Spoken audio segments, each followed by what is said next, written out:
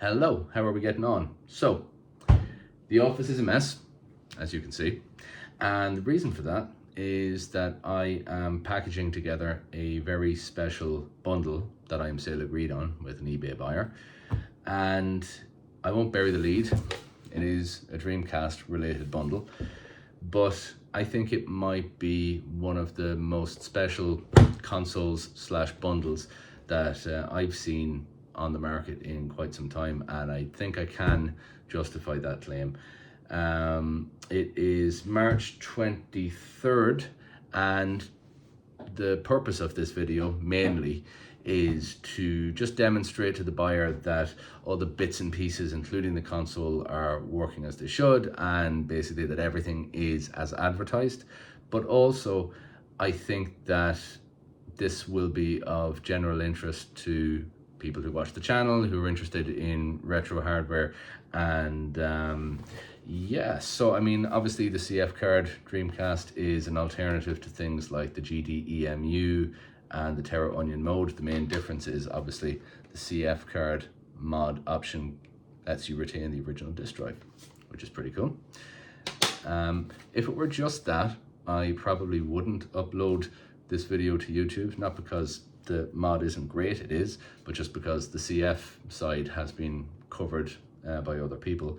But this particular unit has a lot more going on under the hood than just that particular mod. So what I want to do is put it through its paces and show off what it can do. And I hope everyone enjoys this. And if you have any questions or comments, feel free to post them down below. But let's get started. So before I actually start using the console, I just want to give a quick overview of what we're looking at here, because as I just mentioned, this is a very unusual Dreamcast. So the console itself is mounted vertically on a retro frog stand that's included in the lot. And straight away, one of the first unusual things you'll see is the power input. So this is not using the console's original figure 8 cable, and that's because it has a replacement DreamPort power supply fitted. And now it takes an external 12-volt power input instead. That plug is meant to sit like that, by the way, so if it looks like it's not pushed all the way in, that's normal. I'll get into the DreamPort side of things more in a little bit, because that gives us some very cool benefits as well. There's also some mods that you can't see. So you've got a rechargeable system clock battery mod and a battery holder socket fitted internally. I'm not going to be opening up the machine on this video, but what I will do is I'll post photos of the inside on my Instagram so that you can see what it actually looks like with the top off, with the CF reader and the DreamPort installation inside. Looking around the outside, obviously the big talking point is the compact flash mod. So you can see the CF card slot cut into the side of the shell, which lets the machine boot DreamShell software and load software from the CF card. Just beside that, you've got something that you definitely don't see every day. So this is an official broadband adapter that has been modified so that it can physically coexist with the CF card setup. I've got the console connected to my LAN actually already, so we're gonna see if we can do anything with that for this video. And also visible here, we've got our little silver BIOS selector switch. This lets you switch between the console's two boot modes. So keep it to the left and you've got DreamShell CF mode, and flip it to the right and you've got region free for original GD-ROM discs. So you can use the original disk drive to play original GD-ROMs from any region. It's also mil-CD compatible. So this is a proper dual purpose machine. It can boot original discs from anywhere, and it can also boot into DreamShell from the CF setup by toggling that switch on the back. And you can also see a small black overclocking switch. I'm going to leave that in the down position or the left position if you've got it mounted vertically for this video, but I'll mention it again later. For video output, I'm using the Mamba Premium SCART cable from Bahar Brothers, which is also included in the lot. So for this video, that's just outputting into my RetroTink 5K and then into my monitor. I'm also including the Toro, also from Bahar Brothers, as part of the package. I won't be demonstrating that here because I don't have a male SCART to male SCART cable on me right now, but this will be an alternative if the buyer doesn't want to use the Mamba SCART cable, but that's what I'm going to be using here. It does RGB and VGA and all resolutions from 480i to 480p, so this is a perfectly good cable for our demo, and obviously also included in the eBay lot. Also included in the eBay lot is the original modem. So like I said, I'm going to be using the broadband adapter right now, but you could absolutely use the original modem in something like a DreamPie setup. So I'll be including the original modem for that as well, and it's also been modified to accommodate a CF card also. And then of course we've got just our stock wired controller with our stock VMU, and we've already seen the disk drive. So yeah, that's the quick external tour. And next I'm going to actually show what this thing can do. Okay, so now I want to start by showing that this Dreamcast still does the absolute basics properly. So we're going to start off by just booting an original GD-ROM with a standard wired controller and a standard VMU. And most of my original discs are not at my house, so the only disc I have to hand is the PAL version of Planet Ring. And you're going to see in a moment why that's a slightly hilarious choice for this demo. So I'm just going to boot it on.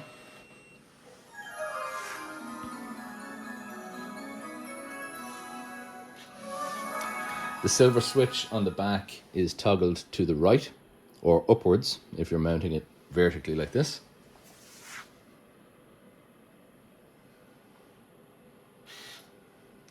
So that it is in disk mode.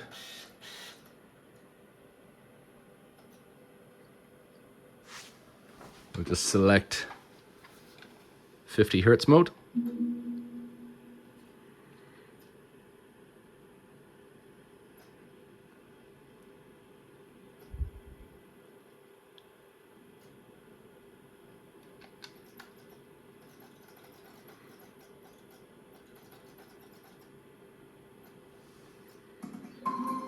And yeah, so the reason why Planet Ring is a slightly funny choice is because we can press start and we can, for now, we can basically get as far as the game dialing out to get online, and it remembers that it's not 2001 anymore, fails to find a phone line and then gives up. So might be a slightly underwhelming demonstration, but for my purposes here, that's actually fine, because what it proves is that the disk is reading, the drive is spinning, and the console is booting original software from a disk exactly as it should. Okay, so now we're going to have some real fun. I'm switching over to the other side of the dual BIOS setup now, so you can see the disk drive is already empty, and we're going to toggle that silver switch to the left. So we'll just do that. Close up the disk drive. And you can also see how the CF card goes in. So the pins face inwards, and because the console is mounted vertically here, the label looks a little bit upside down, but that's the correct orientation. And now we're going to turn it on. Let me just get this set back up.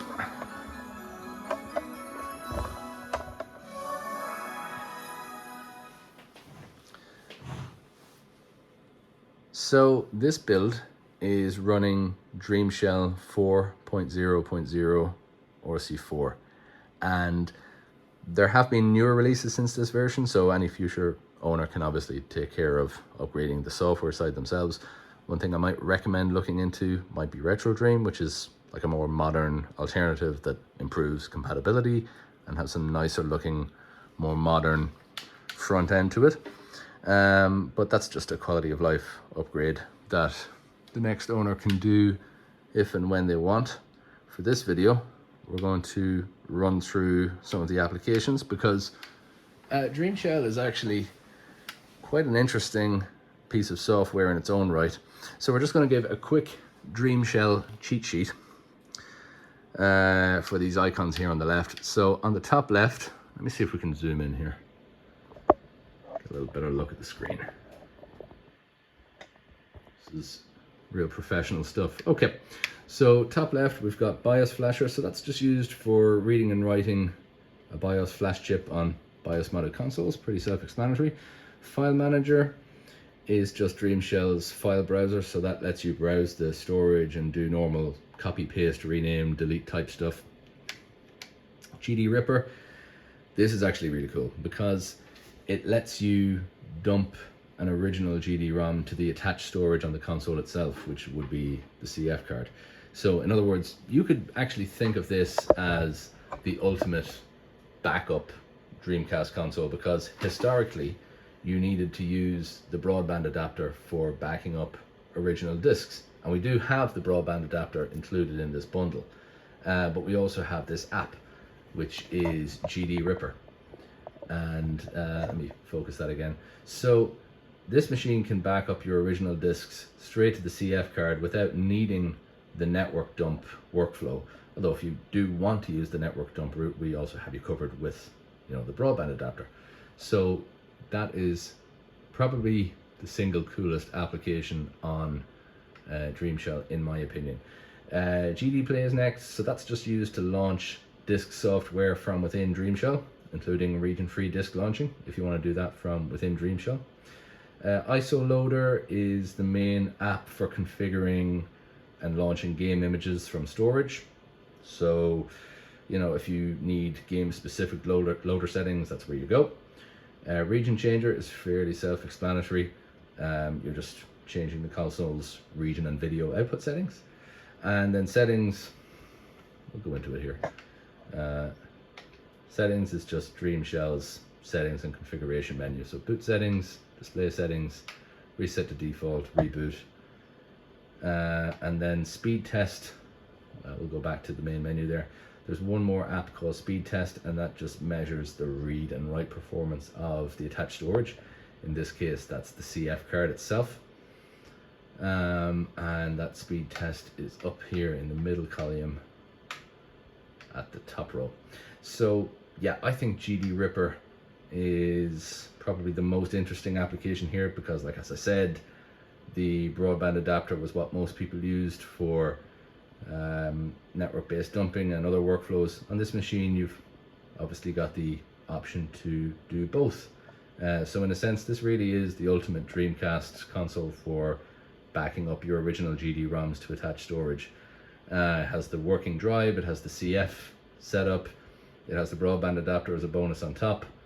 So that's all good. So with all that being said, all that's left is to boot up a couple of games. And so what I'm going to do is I'm going to start off with one of my favorites, which is Crazy Taxi. Okay, I've just fixed the camera angle again. So before I show some game footage, just a quick note. The games you're seeing here are backups of my own original discs. They're currently at my parents' house in the attic. And the CF card included with the sale will be supplied without copyrighted game images. And with that being said, I'm just going to scooch back over to Crazy Taxi and boot it up.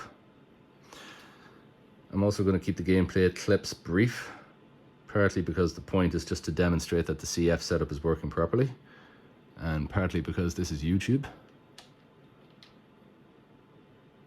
Hey, come on over, have some fun with Crazy Taxi. It's party time, let's have some fun. All right, let's go make some crazy money.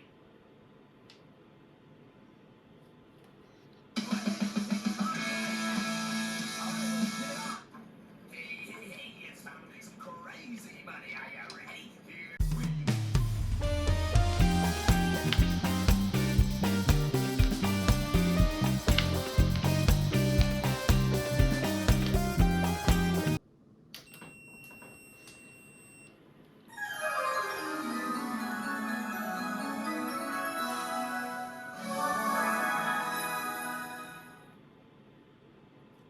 So yeah, that's obviously a pretty recognizable game. I think the next one I'll boot up would be Capcom versus SNK. Just because it loads fast and it's very recognizable. So we go to the bottom right and Capcom versus SNK.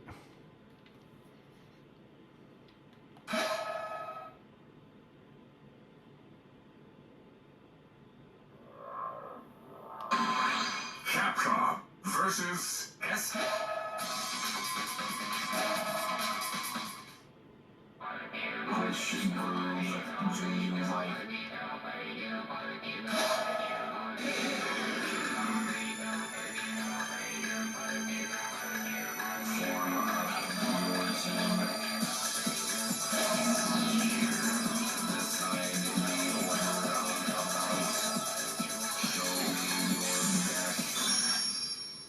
So cool.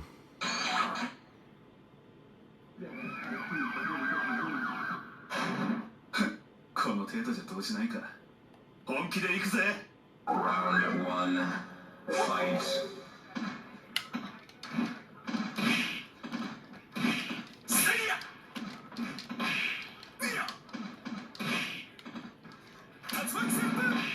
I'm gonna get one fireball off before I stop. There we go.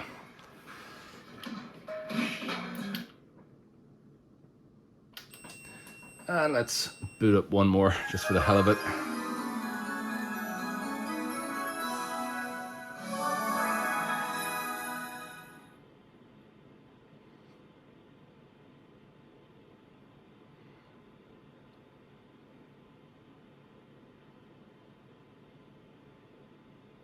You know what, let's boot up Shenmue 2.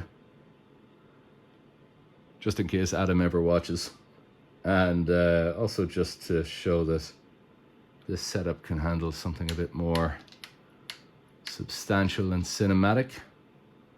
Not just quick arcade style titles. Let's see. Yeah. Shenmue 2 CD1.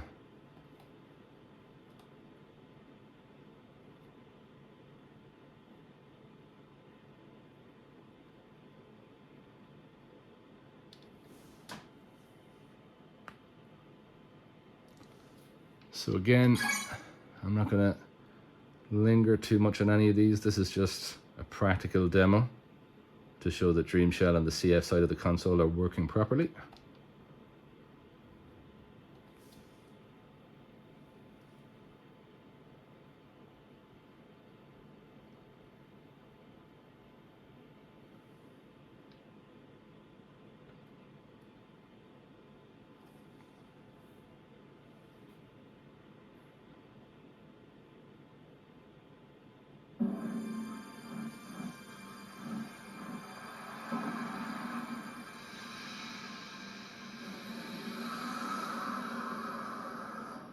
So cool.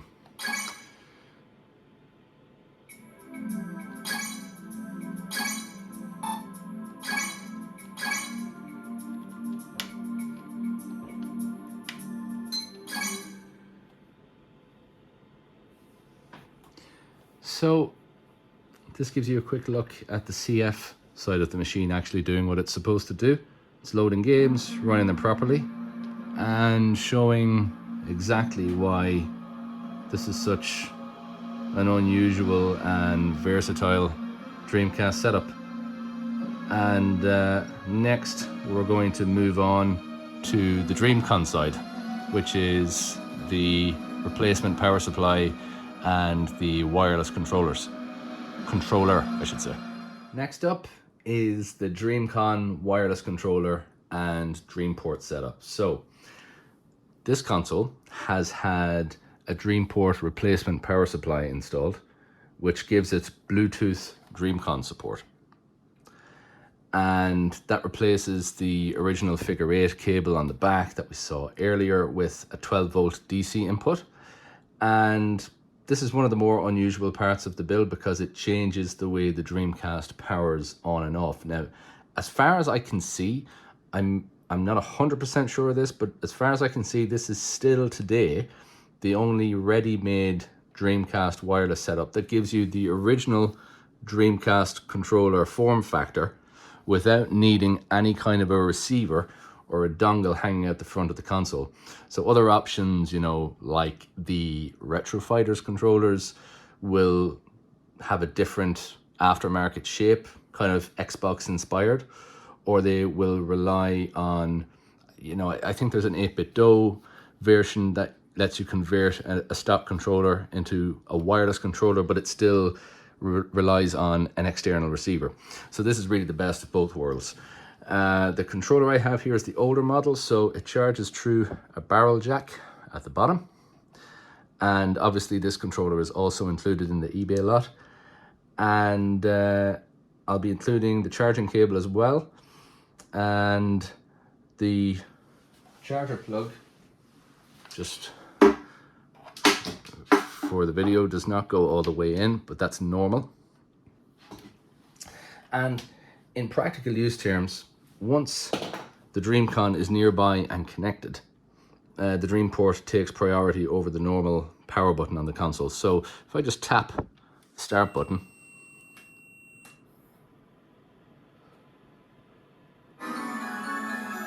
it'll power the console on.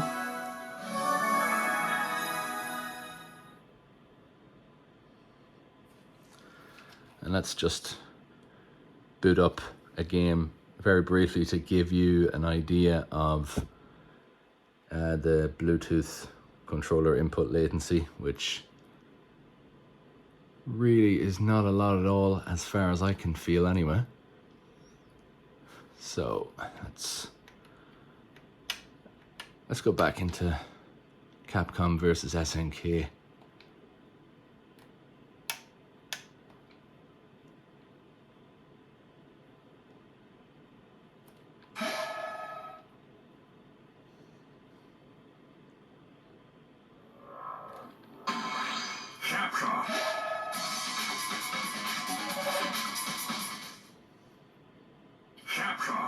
Oops.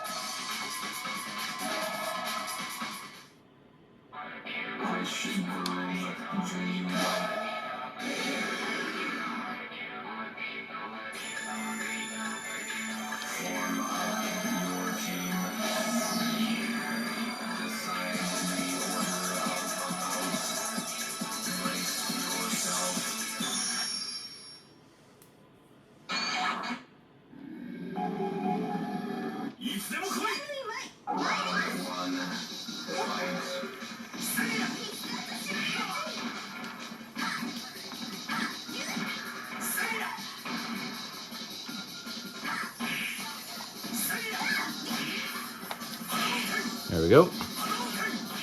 So you can see it's very little latency at all. And if I hold down the start button until the light turns out around the jack and wait maybe 10 seconds.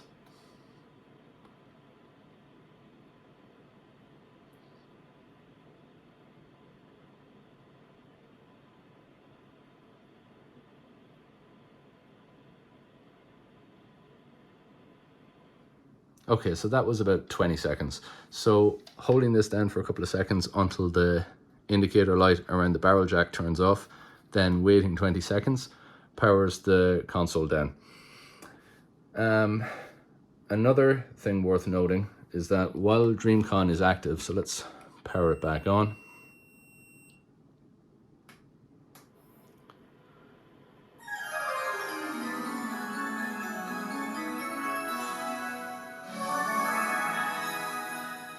So while DreamConn is active like this, pressing the normal power button won't do anything, which is normal, expected behavior, because the DreamPort is taking priority. It's always searching for a compatible controller. So if you want to use the console more like a totally stock machine, the simplest thing is to just keep the DreamConn powered off or out of the way, out of range of the DreamPort. So I'll just power that down again. And you'll also notice that the overclock switch is staying in the down position. So that's staying down. The reason why it's in that position is because the overclock is a nice extra feature to have, but only a small handful of games really benefit from it, and turning it on tends to interfere with the DreamConn's wireless reliability. So in practice, I treat the overclock as an optional bonus rather than something you'd use day to day. If I was going to use the overclocking feature, I'd just flip this up. I'd make sure that this was switched off or out of range, and I'd just use it with a wired controller. If I'm going to use this, what I would do is just make sure that overclock switch is down and then use the wireless controller normally. Now this is where things get properly, delightfully, hilariously ridiculous and over the top, and I mean that in the best way possible. So what we've got here is a Dreamcast keyboard, there, a Dreamcast mouse, and so for this part of the demo I've got the keyboard plugged into port A and the mouse plugged into port C and a standard wired controller plugged into port D. And I'm gonna pop my tripod back here,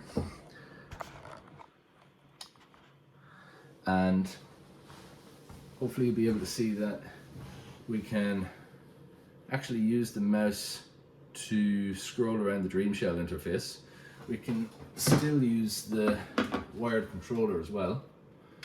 And so that's already a pretty absurd thing to be doing in 2026. And just to prove the keyboard is working as well, let's scroll on over to the typing of the dead.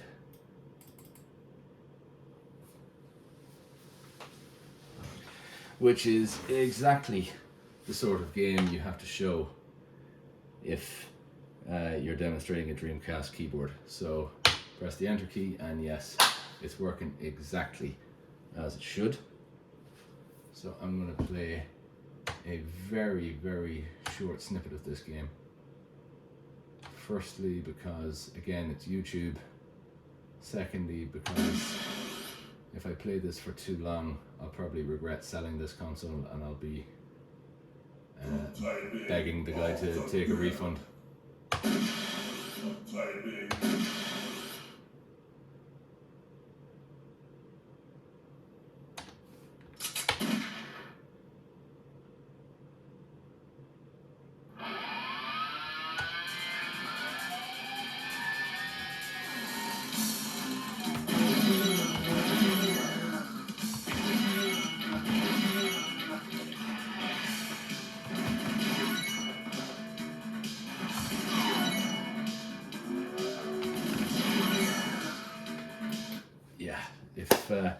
If you'd given that to me when I was 10 years old, I would be completely addicted to that.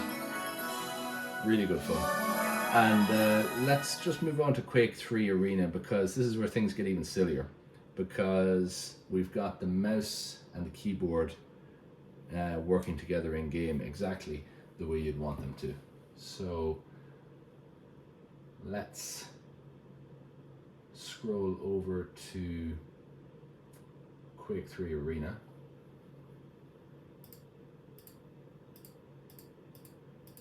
And this is actually going to be good for demonstrating the broadband adapter as well. Let's go in here. Looking for VMU. So again, keyboard in port A, mouse in port C, keyboard controller in port D.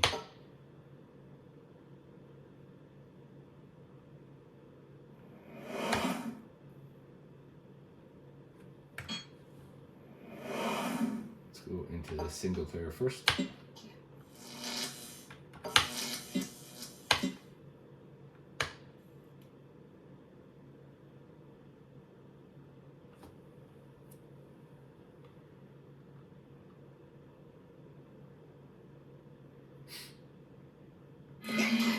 And again, the mouse working exactly like you'd expect. And I just need to tweak the controls slightly to get the keyboard working. So let's say step forward is W, and right is D, and jump is space. So that'll do just for the demo. So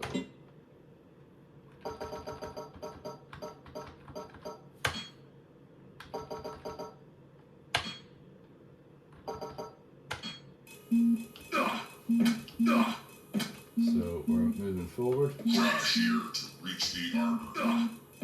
Well, I've messed up the controls a bit, but point is the keyboard is working and the mouse is working in game.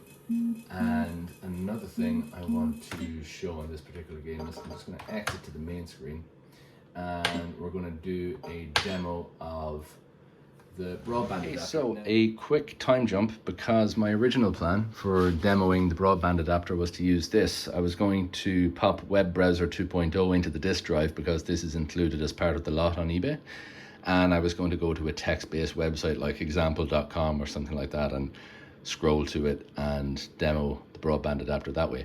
Unfortunately, this is compatible with dial-up connections, so I actually need Web Browser 3.0 to do a test like that. This is included in the lot, however, though. But for the actual demo itself, we're going to be going back to Quake 3 Arena. So, as I alluded to before, we already have the Dreamcast plugged into my local area network, and if we just use the Dreamcast keyboard to go through to the main menu and just go down, or we can use the mouse and just scroll through the different options. So we can select internet game, and so we don't need to pop in a username or a password or an IP address. We can just select next, and because this Dreamcast is already connected to the internet, it's going to scan for a connection to the home network.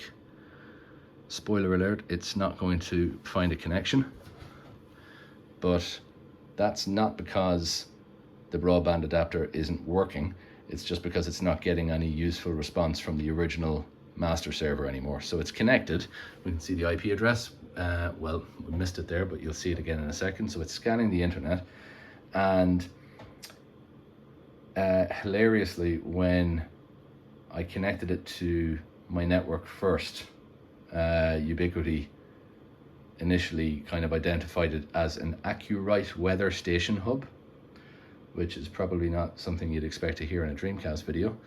But right now it's scanning the internet, it's looking for a server, and there are servers that, private servers where Dreamcast owners schedule like online games with Quake 3 Arena and Phantasy Star Online and other games that are compatible with the broadband adapter and the DreamPie.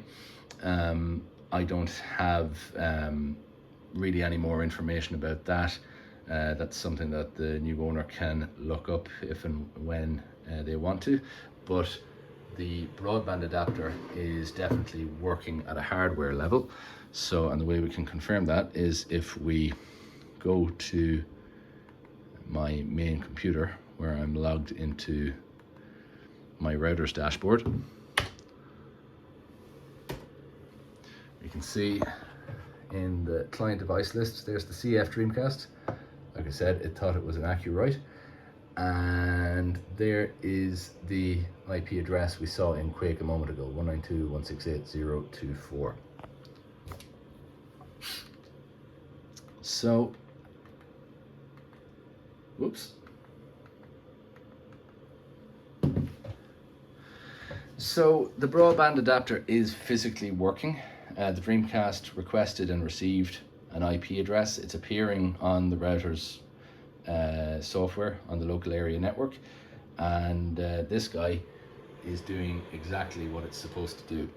And when you really step back at it and just look at the whole package, so, you know, keyboard, mouse, controller, console, internet connection, built-in networking, kind of. You know, you had to buy this separately, but you can kind of see where Microsoft's anxiety about internet connected consoles, where that was coming from around that time. I'm not saying that this literally is a PC, but because it obviously isn't, but you can kind of see the direction that Sega was pushing in. Like, put a setup beside this in like a late 90s beside a late 90s home computer, and it starts to look a lot less like a toy. Like, really all it's missing in its stock iteration is the internal storage, and obviously we've taken care of that with the CF card mod, but it starts to look a lot more like some kind of alternative vision of what connected home computing could have been. But yeah, that's just very cool altogether. So the keyboard is working, the mouse is working, the broadband adapter is working, and the keyboard and mouse are going to be repacked in their original boxes, and we're going to move on to testing the rest of the bundle. Hello there. Just when you thought the video quality on my channel could not get any worse, well, watch this. What you're looking at is the Sega DreamEye webcam. So this is one of the last items in the eBay lot, and what you're seeing on screen right now is the Sega DreamEye webcam running through a piece of software called Visual Park. So it's running off an original Japanese GD-ROM, and the image on the screen is literally the live camera feed coming directly from the DreamEye itself, giving that wonderfully early 2000s look. So I'm just going to move behind the camera and just show you exactly how all this is set up. Unclip.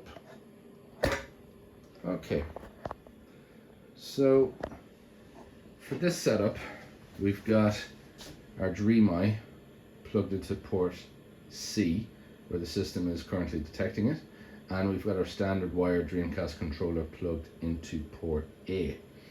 So we also have the microphone accessories. So there is a blue VMU style accessory in the second VMU port with a headphone jack, and that connects to the microphone. And so we've got a full DreamEye arrangement working. The unit itself is powering on properly. You can see it's got the orange indicator light there on the side, and if we set this option back to the second option here, my Japanese isn't great. There I am. So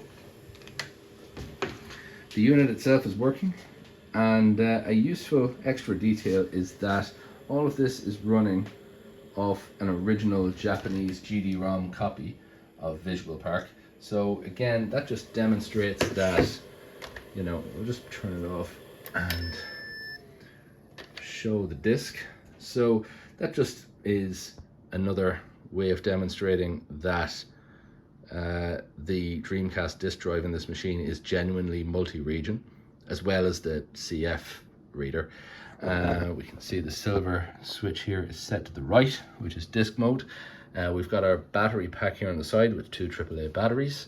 That's just screwed into the side of the webcam. I'm going to be removing those before sending it to the buyer, just for shipping safety. But overall, this is just a solid proof of function demo. So we had the live video feed, the camera's detected, it's working, the accessories are detected, and we've got the original Japanese software running correctly on a disc. And finally, it's the section you've all been waiting for, the Dreamcast microphone. So this is the official microphone setup, and it plugs into a little VMU style unit that sits in the second slot of the controller. So the controller itself is plugged into port A, and the microphone is included with the original Planet Ring bundle and the original packaging and inserts, which is all very nice. But obviously we run into the same problem again that we did when we were trying to demo the disk drive earlier, which is that Planet Ring is basically useless as a test game because the first thing it wants to do is to dial out to a phone line from the early 2000s. So in order to prove that the microphone actually works, I had to go looking for another compatible game, and the only realistic option I could find was Seaman, which, if you've never seen it before, is a bizarre, slow-moving virtual pet game narrated by Leonard Nimoy. So yes, in order to demonstrate that the microphone is working, I've had to spend a little bit of time raising mutant fishmen and talking to them through the Dreamcast controller. So the buyer better leave me a good eBay review, because I don't think too many sellers will go this far just to prove that something works. So let's just turn on the audio here. And I think what we're supposed to do is we're supposed to turn up the heat. Yay! Woohoo! Woohoo! Oh, goody! Such a weird game. Yay! Woohoo! Woohoo!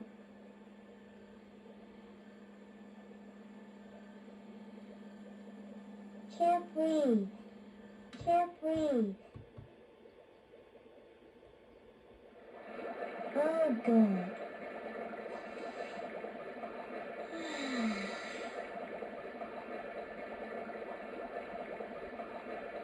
It's hot in here.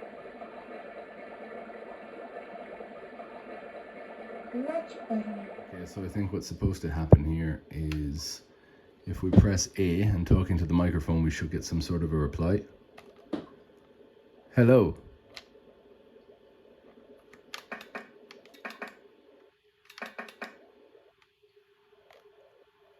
Hello. Hi. There we go. Like I said, I better get a good review on eBay for this.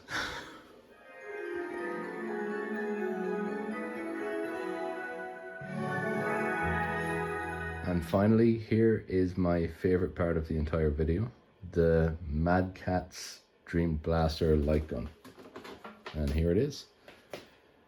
It's plugged into the CRT I use for light gun gaming. So that's actually sitting in a recessed hole in the back behind the flat screen, which I should actually do a video about in its own right, I think, because it's a very cool setup. A few years ago when we were building this house, I remember saying to my dad that I was thinking about putting a hole in the wall so that I could keep a CRT at eye level to kind of mimic that classic Time Crisis style arcade machine feel. And instead of telling me that this was a completely insane idea, I arrived up one Saturday morning, like at 7 or 8 a.m. and he was already there, and he had already knocked a hole through the wall with a sledgehammer. So that's a good dad. But with that entirely reasonable setup in place, here's how this light gun actually works. So the gun itself needs to be plugged into port A on the Dreamcast, which you can see.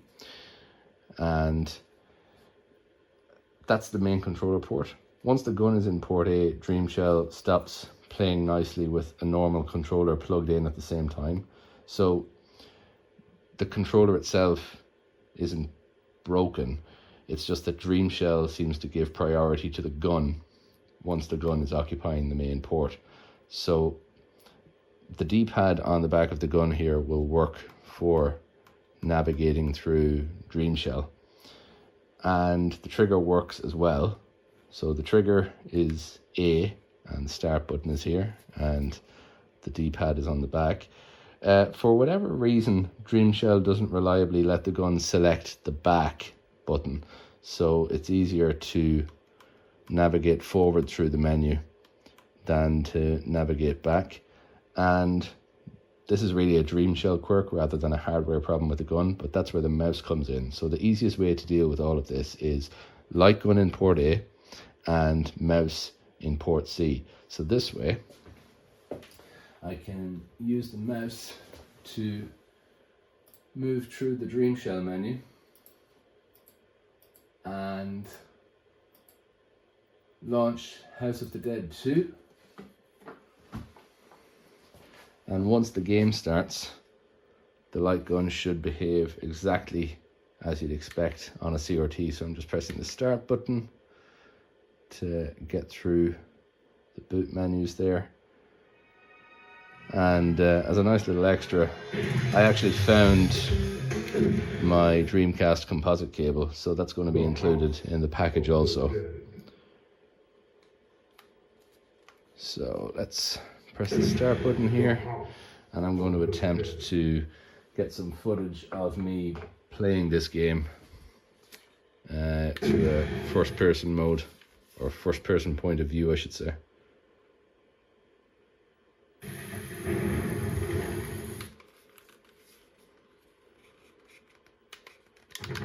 And I'm probably going to be very bad at this game, looking at the CRT through the camera on my phone, but let's see how we get on.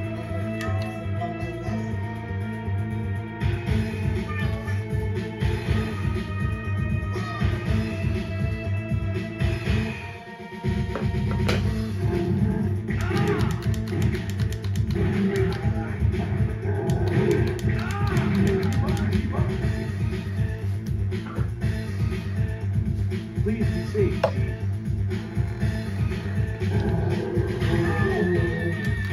Oops.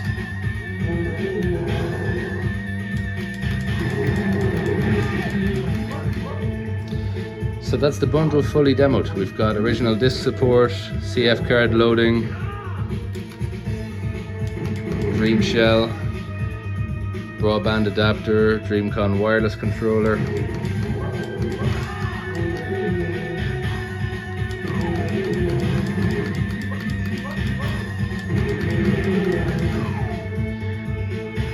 the keyboard, mouse support, microphone, the webcam, the light gun, the various cables and all the other extras that go with it. So I think it's fair to say that this is really the ultimate Dreamcast bundle.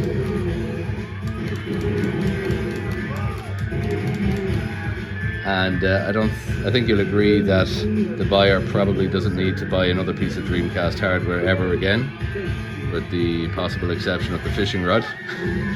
So thanks for watching. If you have any comments or questions, drop them below. I hope the buyer enjoys himself, and quite honestly, after all this testing, I'm half tempted to keep the thing and just play some more House of the Dead. But I will catch you later.